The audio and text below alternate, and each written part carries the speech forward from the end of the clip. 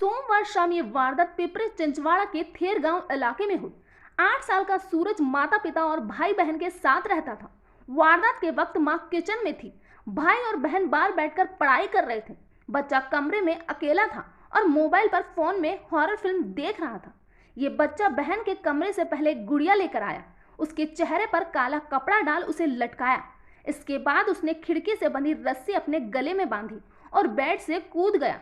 रस्सी छोटी थी, इसीलिए उसका पैर जमीन तक नहीं पहुंचा और दम घुटने से मौके पर ही उसकी मौत हो गई। सोमवार शाम ये वारदात पिपरी चिंचवाड़ा के थेर गांव इलाके में हुई।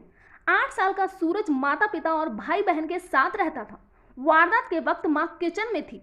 भाई और बहन बाहर बैठकर पढ़ाई कर रहे थे। बच्चा कमरे में अकेला था और मोबाइल पर फोन में हॉरर फिल्म देख रहा था। ये बच्चा बहन के कमरे से पहले एक गुड़िया लेकर आया। उसके चेहरे पर काला कपड़ा डाल उसे लटकाया। इसके बाद उसने खिड़की से बंधी रस्सी अपने गले में बांधी और बेड से कूद गया। रस्सी छोटी थी, इसीलिए उसका पैर जमीन तक नहीं पहुंचा और दम घुटने से मौके पर ही उसकी मौत हो गई। बच्चे की मां ने बताया कि मैं ऊपर काम कर रही थी, बच्चा नीचे खेल रहा था। मैं नीचे आई तो देखा कि वह लेटा हुआ है और उसके चेहरे पर कपड़ा बंधा हुआ था। कपड़ा हटाने पर मुझे उसके गले में फंदा नजर आया। उसका शरीर भी ठंडा पड़ चुका था। सीनियर पुलिस इंस्पेक्टर सत्यवान ने बताया कि हमें ये जानकारी मिली थी कि एक बच्चे ने फंदा डालकर सुसाइड कर लिया है। इसके बाद टीम मौके पर पहुंची। बच्चे को हॉस्पिटल ले जाया गया, जहां उसकी मौत की पुष्टि हुई है। बताया जा रहा है कि बच्चे का पिता इसी सोसाइटी में चौकीदार है।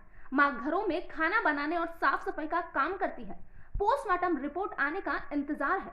बच्चे की मां के मुताबिक वो काम खत्म करके जब बेटे को खोजते हुए कमरे में पहुंची तो वहां बेटा लटका हुआ था। उसे मां ने नीचे उतारा और हॉस्पिटल ले गई। यहाँ डॉक्टर्स ने उसे मृत घोषित कर दिया। फिलहाल पुलिस इसे आत्महत्या मानकर जांच आगे बढ़ा रही है, लेकिन पोस्टमार्टम रिपोर्ट से ये साफ हो सकेगा कि मौत का दूसरा एंगल तो नहीं है।